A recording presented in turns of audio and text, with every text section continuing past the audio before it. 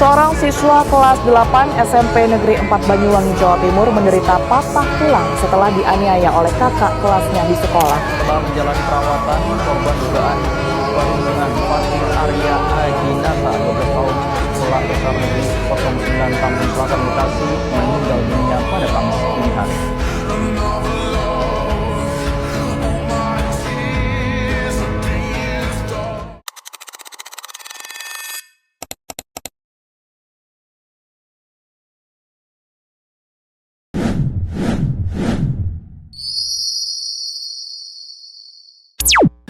Halo semuanya.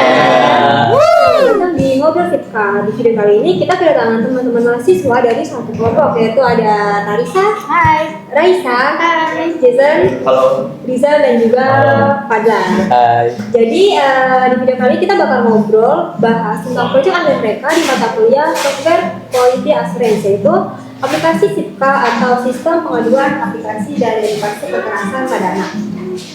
Kita langsung aja yang masuk ke pembahasannya. Untuk pertanyaan basic nih, apa sih tujuan kalian itu bikin aplikasi ini?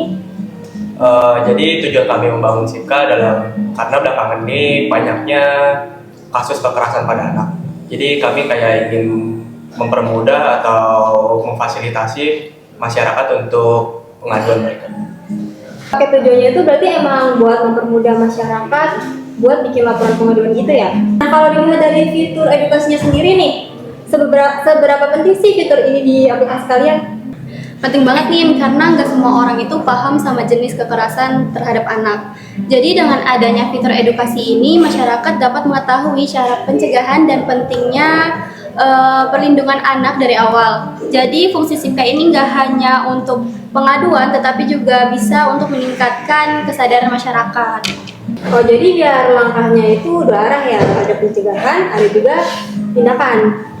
Nah, kalau ngomongin soal tindakan terhadap kasus nih, fitur pengaduan yang kalian buat ini udah semaksimal apa sih fungsinya? Nah, menurut saya itu udah jadi hal yang paling krusial sih di sistem ini. Di situ pengguna dapat mengirim aduan kronologi secara lengkap, bahkan bisa mengupload bukti kejadian juga. Nah, kalau dengar dari penjelasan Karisa barusan nih, kan dia ada mention kayak upload bukti gitu ya. Itu kan sensitif ya. Gimana sih cara kalian biar bukti pengguna itu nggak bocor atau kesebar ke khalayak gitu?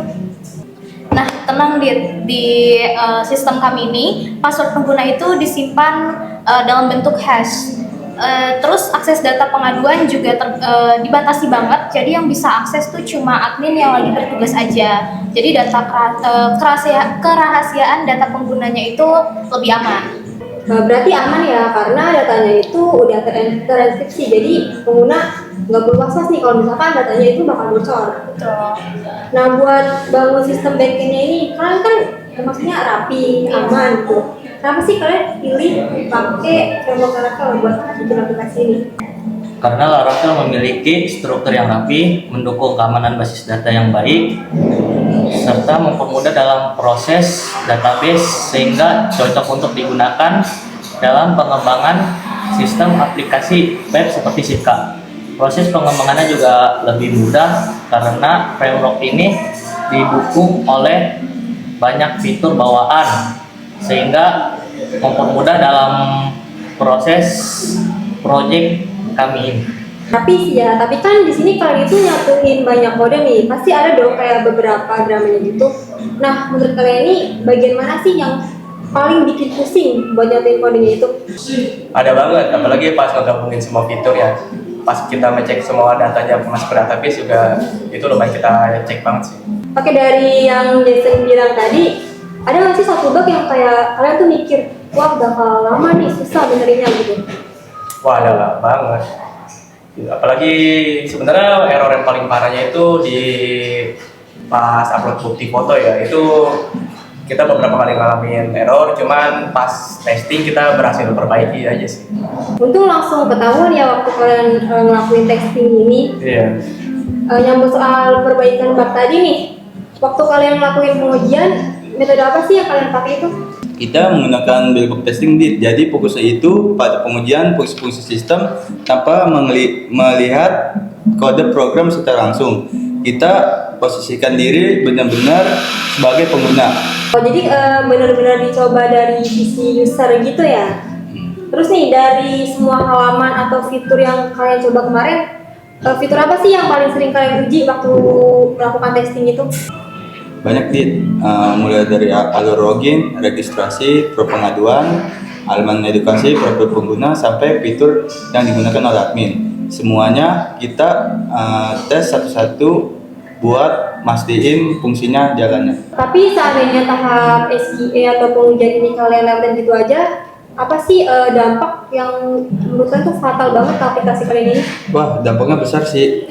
SQA itu kan ngebantu memastikan sistem yang dibuat sesuai kebutuhan pengguna dan meminimalkan kesalahan sebelum aplikasi digunakan. Kalau pengujian tidak dilakukan, kemungkinan masih banyak bug yang tidak terdeteksi, dan itu pasti bakal mengganggu kenyamanan pengguna saat menggunakan aplikasi nanti. Oke, ngomong-ngomong, aplikasi kalian ini kan dibuat buat masyarakat umum ya. Jadi gimana sih cara kalian ngefilter biar nggak ada aduan palsu gitu? Karena kan sekarang banyak tuh kayak orang iseng. Hal apa yang kalian lakuin biar itu nggak kejadian? Jadi ada pastinya. Proses pengaduan yang masuk tidak langsung diproses oleh server atau sistem. Jadi proses pengaduan yang masuk diproses oleh admin berdasarkan data dan bukti yang diunggah pengguna. Oh, berarti tetap difilter manual ya dari sisi admin biar aduannya itu valid. Tuh. Nah, kalau melihat sistem Sipka yang sekarang nih, ada nggak sih fitur atau halaman yang bakal kalian kembangin lagi ke depannya? Pasti ada sih. Jadi kedepannya itu mungkin kita bakal nambahin fitur notifikasi real time, terus ada fitur live chat juga, dan integrasi langsung dengan instansi terkait biar proses penanganan pengaduannya itu lebih cepat dan lebih efektif. Sama kita mungkin bakal buat versi aplikasi mobile-nya biar gampang dijangkau buat masyarakat. Menarik sih, karena kalau misalkan dibuat versi mobile ini, menurut aku sendiri jauh lebih praktis ya, karena kita nggak perlu buka web dari Google ataupun gitu. Oke, terakhir deh buat menutup, apa sih harapan terbesar kalian buat aplikasi Sipka ke depannya? Semoga Sipka bisa terus dikembangkan dan memberikan manfaat nyata bagi masyarakat dalam melindungi anak dari berbagai bentuk jenis kekerasan. Dan kalau dari sisi pengguna sih, semoga mereka merasa terbantu karena proses pengaduan jadi lebih mudah dan informasi edukasi bisa diakses kapan saja. Nah, tadi itu adalah gambaran proses pengerjaan aplikasi Sipka mulai dari penentuan fitur, keamanan basis data, sampai tahap pengujian.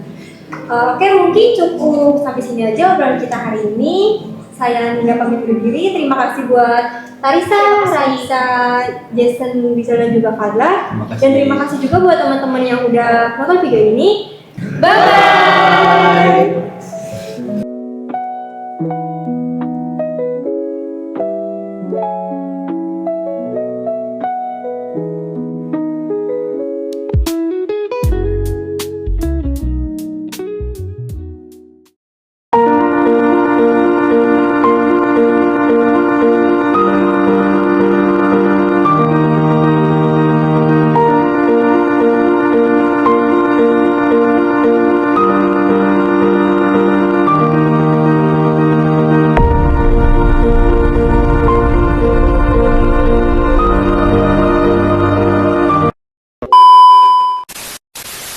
Apalagi pas membuka kulit gua. Jadi fokusnya itu pada pengujian fungsi-fungsi sistem tanpa melihat kode program secara langsung. Ada. Jadi pelaporan itu akan udah belum?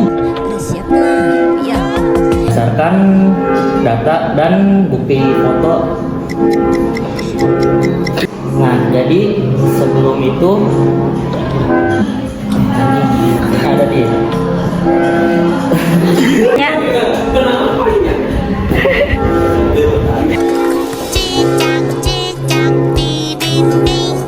masuk tidak diproses masuk jing Tidak diproses masuk. Tidak masuk. Itu langsung dari tahu ya. tahu